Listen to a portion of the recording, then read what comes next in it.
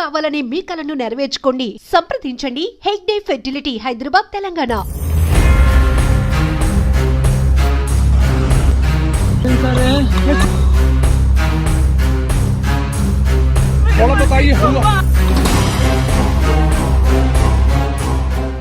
Jammu Kashmir పహల్గామ్లో టెర్రరిస్టుల attack దాడి ఘటన తీవ్ర చర్చనీయాంశమవుతోంది. మరొక వైపు అందమైన ప్రదేశాన్ని తిలకించి రావడానికి వెళ్ళినటువంటి టూరిస్టుల విహారయాత్ర కాస్త విషాదయాత్రగా మారిపోయిన విషయం మీ అందరికీ తెలిసిందే. ఇప్పుడు ప్రపంచవ్యాప్తంగా టెర్రరిస్టుల అటాక్ని అన్ని దేశాలు ముక్తకంఠంతో ఖండిస్తున్న పరిస్థితి కూడా ఉంది. ఖచ్చితంగా ప్రతీకార చర్యగా కూడా భారత సైన్యం అంతే అగ్రెసివ్గా ముందుకు వెళ్తోంది. అయితే ఈ దాడి ఘటనలో ప్రాణాలు కోల్పోయిన వారిలో విశాఖపట్నానికి చెందిన సత్యచంద్రమౌళి గారు కూడా ఉన్నారు. ఆయనతో పాటు వీళ్ళంతా కూడా అక్కడ ఆహ్లాదకరమైన ప్రదేశాలు తిలకించి చాలా ఆనందంగా తిరిగి రావాలనుకున్నారు. కానీ ఇంత దుఃఖంతో తిరిగి వస్తామని ఎవ్వరూ కూడా ఊహించుకోలేకపోయారు. సో చంద్రమౌళి గారితో పాటు వెళ్ళినటువంటి 6గురిలో శశిధర్ గారి కుటుంబం కూడా ఉంది. ఒక్కసారి అక్కడ ఏం జరిగింది, అప్పుడు ఉన్నటువంటి సిచ్యువేషన్స్ ఏంటి అడిగి తెలుసుకుందాం.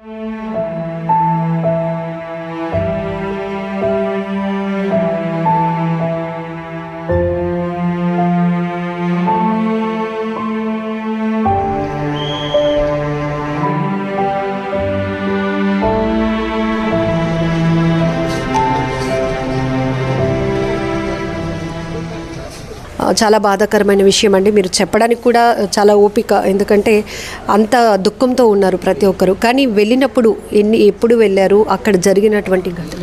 18వ తారీఖున బయలుదేరి వెళ్ళామండి. ఆ రోజు యాక్చువల్గా ఆయన బర్త్డే. ఆ బర్త్డే రోజు బాబా అందరూ విష్ చేసాము. అంతా అయిపోయినాక, టూర్ అయిపోయినాక సెలబ్రేట్ చేసుకుందామని కూడా చెప్పాను. అక్కడి నుంచి లోకల్గా గుల్మార్గ్, సోనామార్గ్, శ్రీనగర్ లోకల్ అన్నీ చూసాము. అంతా చాలా సరదాగా ఎంజాయ్ చేసాం. టూర్ అంతా కూడా ఆయనే ప్లాన్ చేసేవారు. ఎక్కడ లీడ్ చేయడం కూడా ఆయన లీడ్ చేసి, ఇక్కడ ఫలానా వెళ్ళాలి, ఇక్కడికి ఇలా వెళ్ళాలి అన్నీ కూడా లీడ్ చేశారు. ఎవరికి లేడీస్ కానీ ఎవరికైనా ఏదైనా అవసరం ఉండే పాప ఆయన ఎటెండ్ అవుతుండే, వాళ్ళకి చేయాలమ్మా ఇలా చేయాలమ్మా అన్నీ పాప ఆయన చెప్తూనే ఉండేవారు. అంతా బాగా చేసి నిన్న అయిపోయినాక నిన్న యాక్చువల్గా కట్రా వెళ్ళి, కట్రా నుంచి ఈరోజు వైష్ణోదేవి మాత టెంపుల్ దర్శనం కూడా ప్లాన్ చేసుకున్నాను. ఇంతలో ఇలా ఇంతగా జరుగుతున్నా అస్సలు ఊహించని సంఘటన అండి. చాలా బాధాకరం. పహల్గామ్ యాక్చువల్గా ఏమైందంటే, పహల్గామ్ అక్కడ మినీ స్విట్జర్లాండ్ అని ప్లేస్ ఉంది, డైసన్ వ్యాలీ అంటారు. అది ఒక 1.5-2 కిలోమీటర్స్ కొండ మీద ఉన్నది. మీదకి వెళ్ళటానికి రాళ్ళు రప్పలు తేరిన వాగు ఉంది. ఆ వాగులో నుంచి గుర్రాల మీదనే వెళ్ళాలి, ఇంకా వేరే దారి లేదు. రెండు వైపులా కొండ వాళ్ళు. సో గుర్రాల మీద వెళ్తూనే మేము చాలా కష్టంగా అనిపించింది. కొంత దూరం వెళ్ళినాక ఆగిపోయి ఆడవాళ్ళు వెనక్కి వెళ్ళిపోదామంటే ఆయనే మమ్మల్ని ఎంకరేజ్ చేశారు. మనం చూడటానికి వచ్చాము, ఇంత వచ్చి ఇక్కడి నుంచి వెళ్ళిపోతే ఎలాగా, 10 నిమిషాలు కదా వెళ్దామంటే సరే అని నేను ఆయన వీళ్ళని సర్ది చెప్పి తీసుకువెళ్ళాం. వెళ్ళి లోపలికి వెళ్ళగానే ఎంట్రన్స్లోనే యాక్చువల్లీ సమ్ రెస్టారెంట్స్ ఏవో ఉన్నాయి. తిందామా అనుకుని ముందు టాయిలెట్స్కి వెళ్దామని, అక్కడి నుంచి ఒక 100-150 మీటర్స్ దూరంలో టాయిలెట్స్ ఉన్నాయి. అక్కడికి వెళ్ళామండి. వెళ్ళి మాలో 2-3 టాయిలెట్స్కి వెళ్ళి బయటకు వచ్చారు. ఆయన కూడా టాయిలెట్లకు బయటకు వచ్చేసరికి 1-2 గన్ షాట్స్ వినబడినాయి. సో దూరంగా ఎక్కడ ఎవరైనా బర్డ్స్ దేనో షూట్ చేస్తున్నారేమో అనుకున్నాం. ఎందుకంటే అంత పెద్ద గ్రౌండ్లో ఉంటుంది, పెద్ద గోల్ఫ్ కోర్స్ లాగా. ఆ వెనకనే పెద్ద ఎత్తైన పైన్ ట్రీస్ ఉంటాయండి. ఆ వెనకనే హిమాలయస్ కనబడుతుంటాయి, అది సీనరీ. సో ఆ చెట్లు ఆ పక్క నుంచి మాకు సౌండ్ వినబడ్డది. సో మేము ముందు అనుకోలే. ఆ తర్వాత మళ్ళీ 3-4 షాట్స్ వినబడ్డాయి. అప్పుడు ఆడవాళ్ళ ఏడుపులు అరుపులు వినబడ్డాయి. చూసేసరికి గ్రౌండ్ మధ్యలో 2-3 ఆడవాళ్ళు వాళ్ళ ఎదురుగా మనుషులు పడిపోయి ఉన్నట్టుగా ఉంది, ఒక నిలబడి కాలుస్తున్నట్టుగా కనపడింది. ఫస్ట్ మీరు ఫైర్ షాట్స్ విన్నప్పుడు ఏవో బర్డ్స్ షూట్ అవుతుంది అనుకున్నారు? అంతే అనుకున్నాం. ఏంటంటే ఇదే టెర్రరిస్ట్ అటాక్ అని అనుకోలే, ఎక్కడ ఏదో హంటింగ్ లాంటిది ఏదో చేస్తున్నారేమో అనుకున్నాను. ఆ తర్వాత 3-4 షాట్స్ వినబడి ఆడవాళ్ళ ఏడుపులు వినబడి అప్పుడు చూసారు గ్రౌండ్ మధ్యలో 1-2 టెర్రరిస్టులు కనబడ్డారు. వాడు షూట్ చేస్తుంటారో కనబడుతుంది, ఆడవాళ్ళ ఏడుపులు వినపడుతుంది. అప్పుడు అక్కడ చుట్టుపక్కల హోటళ్ళు అక్కడే మేజర్ అందరూ ఉన్నారు. వాళ్ళందరూ పరిగెత్తడం మొదలుపెట్టారు. ఒక 400-500 మంది ఉన్నారండి. ఇంకా కింద నుంచి మీదకి కంటిన్యూస్గా వస్తూనే ఉన్నారు. మేము ఒక 10-15 మంది టాయిలెట్స్ దగ్గర ఉన్నాం. సో మేము టాయిలెట్ వెనక్కి దాక్కున్నాం. ఏం చేయాలో మాకు అర్థం కాలేదు, ఏం చేయాలో తెలియదు. మీ 6గురు ఒకే చోట? మేము 6గురు ఒకే చోట ఉన్నాం. మాతో పాటు ఇంకొక 3-4 ఫ్యామిలీస్ అక్కడ టాయిలెట్స్ కోసం వచ్చిన వాళ్ళు ఉన్నాం. సో వెనక నుంచి చూస్తున్నా ఏం చేయాలో అర్థం కాల. అప్పట్లో అంతలోని ఒక టెర్రరిస్ట్ మాకు రావడం కనబడేసరికి అమ్మాయి వీడు వస్తున్నాడు, వస్తే ఇక్కడ డేంజర్ అని చెప్పి వెనక నుంచి పారిపోతాడు. తుపాకీతో ఉంది, తుపాకీ పెద్దగా గన్ను AK-47 లాగా ఉంది అది గన్ను. వాడు ఆ డ్రెస్ అది తెలుస్తుంది, వాళ్ళ ఎటైర్ తెలుస్తుంది. వాడు ఇటువైపు వస్తున్నాడని కనబడగానే మేము ఎటు పారిపోవాలంటే వెనక అంత చుట్టూ ఫెన్సింగ్ ఉంది. ఆ ఫెన్సింగ్ కింద నుంచి కొద్దిగా అంటే అందులోంచి దూరిపోయి అందరం ఒకరోజు దూరిపోయి బయటకు వెళ్ళాం. నా చంద్రమౌళి గారు నా మిస్సెస్ కొద్దిగా వెనక్కి ఉన్నారు. ఆయన దూరి నా మిస్సెస్ ఫెన్సింగ్లో దూరలేకపోతే పాప ఆయన చేతులు ఇచ్చి సాయం చేసి లాగి బయటకు తీసి ఆ బయటకు వచ్చినాక ఏంటంటే మళ్ళీ చిన్న వ్యాలీలా ఉంటుంది, వాగు ఉంది. ఆ వాగు దాటి మళ్ళీ కొండ వాళ్ళు ఉంది, అటువైపు చెట్లు ఉన్నాయి. అటువైపు వచ్చేసాం అందరం. వచ్చేసి ఒక్కొక్కరు ఒక చెట్టు చాటుకి సర్దుకుంటున్నాం ఇలాగ. ఇంకా అంతలో చెట్టు చాటు సర్దుకునేసరికి ఇంతలో మా వెనక వీడు వచ్చాడని మేము నోటీస్ బయటకు వచ్చాడు అనుకోలే. వాడు బయటకు అక్కడికి వచ్చేసాడు, మమ్మల్ని ఫాలో అవుతున్నాడు. నేను ఒక 100 మీటర్స్ దూరంలో ఒక చెట్టు చాటున్నాను. నేను చూసేసరికి వీళ్ళు ఆడవాళ్ళు నా భార్యను ఇంకొక ఆమె ఒక చెట్టు చాటును కనబడ్డారు. చూస్తున్నాను ఏంటి అని సరే వీళ్ళకి దగ్గరలో కనబడ్డాడు. ఏం చేస్తున్నాడు నాకు అర్థం కాల. ఫైర్ చేయడం చూశాను. వాడు 2-3 షాట్స్ ఇలా ఫైర్ చేస్తాను. నాకు మౌలి గారు కనబడలేదు, చంద్రమౌళి గారు కనబడలేదు. చూసి వీళ్ళ వైపు 2 అడుగులు వేశాడు, ఆడవాళ్ళ వైపు వేసి మళ్ళీ వెనక్కి వెళ్ళిపోయాడు. అమ్మ వెనక్కి వెళ్ళిపోతున్నాడు, ఫోన్లో ఇవి ఏమి చేయలేదు అని అనుకున్నాం. మౌలి గారికి ఇట్లా జరిగిందని సంగతి కూడా నాకు కనబడలేదు. వీళ్ళు పక్కన 20 అడుగుల దూరంలో వీళ్ళు ఉన్నారు. వీళ్ళు చూశారు. అయితే పడిపోయారు అని ఒకరు అంటున్నారు, కాదు పడుకుండిపోయారు, తప్పించుకోవడానికి పడుకుండిపోయారని అన్నారు. ఇంకా అంతే. మరి మేము ఆయన భార్య మేము అందరూ కూడా ఇంకా నెమ్మది దిగుతున్నాం. ఆమె భార్య అంటున్నాం తప్పించుకోవడానికి పడుకున్నారు అన్నప్పుడు కొంచెం మనసుకు అదే మా ధైర్యం ఉండి అంతే. తప్పించుకోవడం పడుకున్నారు, వచ్చేస్తారు. మనం ఎవరు నిలబడకూడదు ఇంకా, ఎందుకంటే లోపల నుంచి సౌండ్స్ వినబడుతున్నాయి, గన్ సౌండ్స్ వినబడుతున్నాయి. సో ఇంకా అది వాళ్ళు ఎవరు ఎటు నుంచి వస్తారో తెలియదు కాబట్టి నెమ్మదిగా దిగిపోతాం. 10 దిగిపోతున్నాం. ఆయన భార్య నాగమణి గారు అంటున్నారు, మౌలి గారు రావాలి కదా అంటే పదండి ఒకరోజు వచ్చేద్దాం, ఆయన కూడా వచ్చేస్తారు, మనం ఆగకూడదు ఎవరు కూడా, ఎవరు ఆగినా ప్రమాదం, ఆయన వస్తారు పదని చెప్పి అలా నెమ్మదిగా దింపుతూ అలా ఒకరికొకరు సాయం చేసుకుంటూ ఆ వాగులోంచి కొండల రాళ్ళు తెలియని వాగులోంచి దిగుతూ ఆప్సపడపడు కిందకు వచ్చేసరికి ఒక 2 అవర్స్ వరకు పట్టిందండి. మేము దిగుతుండగా ఒక 3/4 కవర్ అయినాక అప్పుడు పోలీసుల మీదకి రావడం కనబడింది. ఎందుకంటే సిగ్నల్ కిందకి వెళ్ళదు అనుకుంటాను. మీద నుంచి ఎవరో వీళ్ళు గుర్రాలు నడిపే వాళ్ళు స్పీడ్గా కిందకి వెళ్ళి పోలీసులకు ఇన్ఫార్మ్ చేసినట్టున్నారు. సో పోలీసులు చేరేసరికి అక్కడ వాళ్ళకి ఏంటంటే మేజర్ ఆ గ్రౌండ్ అక్కడ ఒక్క పోలీస్ కూడా లేడు, సెక్యూరిటీ అంటూ లేదు. దానివల్ల టెర్రరిస్టులకు ఎటువంటి ఎదురు లేదు. సో వాళ్ళు చాలా కామన్గా నడుచుకుంటూ ఫ్రీగా వచ్చి ఎవరైనా కాల్చుకుంటూ వెళ్ళిపోతున్నట్టుగా ఉన్నారు, అంత ఫ్రీ. మేము ఎందుకంటే డిఫెన్స్లెస్, హెల్ప్లెస్ అది. మరి దానివల్ల ఇంకా మరి వాళ్ళకి ఎదురు లేదు అక్కడ. మా అదృష్టం మీరు వెళ్ళినప్పటికీ అక్కడ చాలా గ్యాదరింగ్ కూడా ఉంది. ఇప్పుడు ఎవరైతే నవవధువు మనం చూసాం కదా, నర్వాల్ గారు వాళ్ళు కూడా హనీమూన్కి వచ్చిన వాళ్ళు ఉన్నారు. పిల్లలతో హ్యాపీగా ఎంజాయ్ చేసి ఒక ట్రిప్ మెమొరబుల్గా మార్చుకోవాలని అనుకున్న వాళ్ళు ఉన్నారు. మీరు కూడా ముందు నుంచి ట్రిప్ ఎప్పటి నుంచి ప్లాన్? ఒక 15 days to 1 month ముందు నుంచి చంద్రమౌళి గారు ఈ ట్రిప్ ప్లాన్ చేశారండి. మెయిన్ శ్రీనగర్లో తులిప్ ఫ్లవర్ షో ఉంటుంది, ఈ టైంలో ఏప్రిల్లో ఉంటుంది కాబట్టి దానికోసం వెళ్ళాలి. అది చూసుకుంటూ అన్నీ కలిపి వెళ్దాం. ఆయనే టూర్ ప్లాన్ చేశారు, ఆయన అన్ని టికెట్స్ బుక్ చేయించారండి. అన్ని కలిపి 1 week ట్రిప్ ప్లాన్ చేసుకున్నాం. 6 members names and age A group ఉంటుంది? చంద్రమౌళి గారు 70 years అండి. చంద్రమౌళి గారు మిస్సెస్ 66 years ఎంత ఉంటుంది, నాగమణి గారు. అలాగే అప్పన్న గారు ఉన్నారు, ఆయన 73 సంవత్సరాలు. ఆయన భార్య శశికుమారి గారు 62 సంవత్సరాలు. నేను నా పేరు శశిధర్, నా 62 సంవత్సరాలు. నా భార్య సుమిత్రాదేవి 55 సంవత్సరాలు అండి. సినిమాల్లో చూస్తాం ఇలాంటి సీన్స్, అవి క్రియేటివ్ అయినా కూడా భయపడతాం. కానీ వాస్తవంగా మీరు చూసినప్పుడు అది కూడా ఒక లేడీ అయి ఉండి ఏంటి అసలు సిచ్యువేషన్ అక్కడ ఆ చప్పులకే మేము అసలు ముందు వణికిపోయామండి. ఏం జరుగుతుందో మాకు అర్థం కాలేదని. ఈయన చెప్తున్నారు, అమ్మో ఇక్కడ ఏదో అటాక్ అవుతుంది వెళ్ళిపోవాలి అని అన్నారు. అంటే మేము నమ్మటం లేదండి. అంటే ఇక్కడ ఎందుకు జరుగుతుంది అన్న మాకు అస్సలు అలాంటి ఆలోచన కూడా మాకు లేకపోవడం వల్ల మేము నమ్మలేదండి. అసలు అక్కడ ఉన్న వాతావరణం అలాంటి ఆలోచన అవకాశం లేదు. పోలీసులు అండి ప్రతి ఏరియాలో కూడా ఎంత ఎక్కువ మంది ఉన్నారు, ఎంతమంది ఆర్మీ వాళ్ళు తిరుగుతున్నారు అనేది చెప్పలేమండి. పాపం క్రిందంతా కూడా కంప్లీట్ పోలీసుల అండర్లోనే ఉందనే చెప్పాలి. చాలా ఎక్కువ మంది ఉన్నారు. ఈ పైన ఒక్క దగ్గర మాత్రం పెహల్గామ్, ఈ మినీ స్విట్జర్లాండ్ అనే దగ్గర ఎందుకు పోలీసులు ఆ టైంలో లేరు అన్నదానికి మరి మాకైతే అర్థం కావటం లేదు. ఎందుకంటే ఒక్క పోలీసు ఉన్నా కూడా ఆయన తప్పకుండా ఆయన్ని ఎదిరిస్తాడు. ఇంకొకరు ఎవరో వాళ్ళు ఆపుతున్నారంటే వాళ్ళు కూడా తగ్గుండే వాళ్ళండి. వాళ్ళకి అవకాశం లేదు. వాళ్ళు ఎంత హ్యాపీ గన్ పట్టుకొని గ్రౌండ్లో అటు ఇటు ఎవరున్నారని తిరుగుతున్నారంటే ఆ పరిస్థితి ఏంటో చూడండి. మేమేంటే బాత్రూమ్ వెనక తాక్కుని మేమైతే చూడలేదండి. వాళ్ళు ఇలా తిరుగుతున్నారని కూడా నేను నోటీస్ చేయాలి. ఈయన మాకు చెప్తున్నారు వాళ్ళు తిరుగుతున్నారు. వాళ్ళకని ఇటువైపు రావడం మొదలు పెడితే మనం ఇక్కడి నుంచి పారిపోవాలని నేను దారి వెతికారు. శశిధర్ గారు నోటీస్ చేసి మీకు చెప్పిన వెంటనే అసలు ఏమనిపించింది? చెప్తే మాకు భయంతో అదేంటి అంటే ఇలాగా అసలు ఏం జరుగుతుందని ప్రమాదం అన్నది ఒక్కటే మా బుర్ర రిసీవ్ చేసుకుంది. ఆ తర్వాత ఇంకేంటి మాకు తెలియటం లేదు. అంటే వాళ్ళు ఎలా చెప్తుంటే అలాగూ మూవ్ అవుతున్నాం అంతే. ఇక్కడ ఒక ఫెన్సింగ్ కింద చిన్న దారి ఉంది, అటు పారిపోవాలని. ఎందుకంటే ఆ బాత్రూమ్ మెయింటైన్ చేసిన అబ్బాయి ఆ కింద నుండి పారిపోయాడు. అందుకని అది దారి అని ఈయనకు అర్థమైంది. ఆ వెంటనే ఈయన పరిగెట్టారు అటువైపు. ఈయన పరిగెట్టేటప్పటికేమో ఆ వెనక్కి మిగతా మగవాళ్ళు కూడా దూరారండి. ఆడవాళ్ళు మగవాళ్ళు ఇంకో 4-5 ఫ్యామిలీలు వాళ్ళందరూ దూరారండి. కొంచెం అందరికీ వెనక్కి నేనే ఉండిపోయానండి. నాకంటే ముందు మౌలి గారు దూరారండి. ఆయన ఫోన్ పడిపోయింది అనుకొని ఆ ఫోన్ తీసి ఆయనకు అందించాను.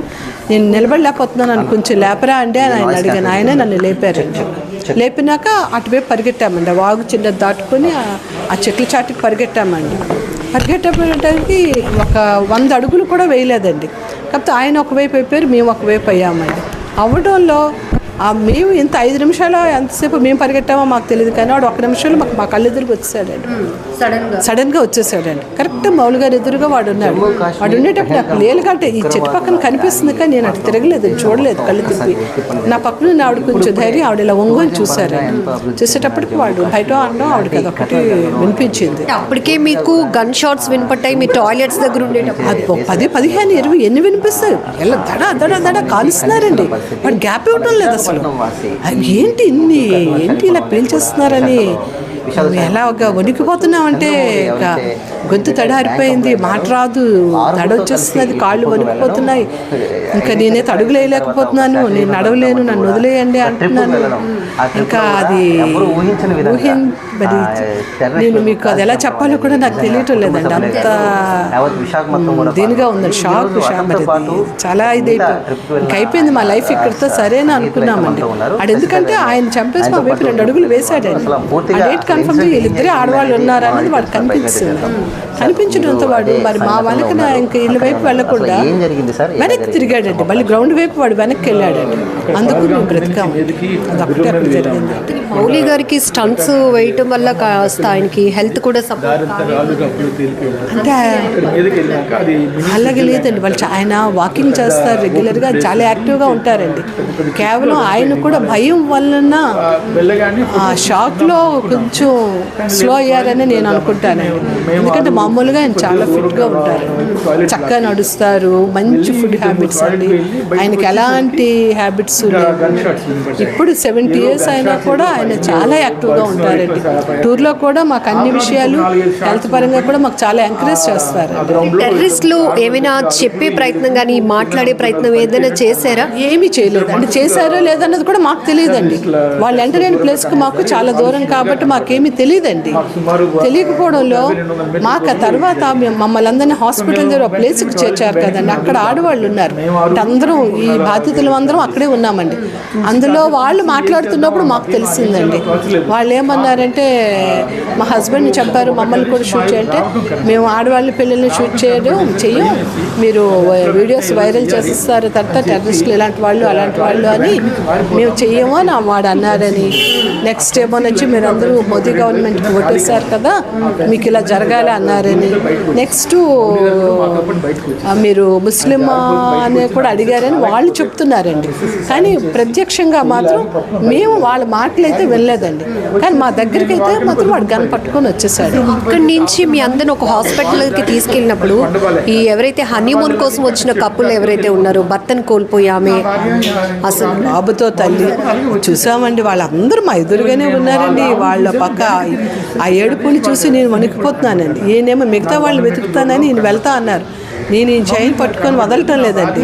అప్పుడు ఈయన నన్ను తిట్టారండి, ఇలా ఉండకూడదు, ప్రమాదం జరిగింది, మనందరం ఒక దగ్గరికి చేరాలి అంటే నేను వెళ్ళి వెతకాలి, నన్ను విడిచిపెట్టు, నువ్వు పోలీసుల ప్రొటెక్షన్లో ఉన్నా, నీకేం కాదు, ఇక్కడ ఉండు అని చెప్పి ఆయన దెబ్బలాడి అక్కడ వాళ్ళు మాత్రం వెంటనే అరటిపళ్ళు అని వాటర్ బాటిల్స్ అని పట్టుకొచ్చి మా దగ్గరికి వచ్చి దీది తాగండి అని చెప్పి ఇస్తున్నారండి. బాగా వాళ్ళు సపోర్ట్ చేశారండి. అక్కడ అందరు ప్రజలు బాగున్నారండి. వీళ్ళు ఎక్కడి నుంచి మా పాలు మృత్యుదేవతల్లో వచ్చి పడ్డారో మాకు తెలియదు, కానీ ఎంత సరదాగా జరిగిన ఘటనలో ఒక్క 5 నిమిషాలు తారుమారు అయిపోయిందండి అంతా, ఆ ప్రమాదం అంతా మాకు ఊహించలేకపోయాం. ఆవిడైతే అసలు షాక్ అయిపోయి మౌలి గారికి పర్వాలేదు కదా అని ఆవిడ అడుగుతూనే ఉన్నారండి బాబు. అప్పటి వరకు మీరు ఆయన మిస్ అయ్యారు, ఆయన మిమ్మల్ని కలుసుకుంటారండి. మేమైతే ఆవిడకి ఏం చెప్పా, ఆయన పడిపోయారు, ఆయనకి ఏదో చిన్న దెబ్బ తెగులు ఉంటుంది, ఏం కాదు, మరి ఆయన కోసం మనం వెనక్కి ఇప్పుడు వెళ్ళలేము, అక్కడ ఉన్నాడో లేదో మనకు తెలియదు కదా, కాల్పులు అయితే వినిపిస్తున్నాయి, మనం ఇక్కడి నుంచి ముందు మనమైనా తప్పించుకుంటే ఆ తర్వాత ఆయన మనం ఏదో ఒకటి చేద్దామని ఆవిడని పట్టుకొని బలవంతంగా మేము కిందకి దించేసామండి. మాకు చాలా కష్టమైపోయింది, చాలా కష్టమైంది. ఢిల్లీ వరకు కూడా ఆవిడకి ఎంత చెప్పి తీసుకొచ్చామో తెలియదండి.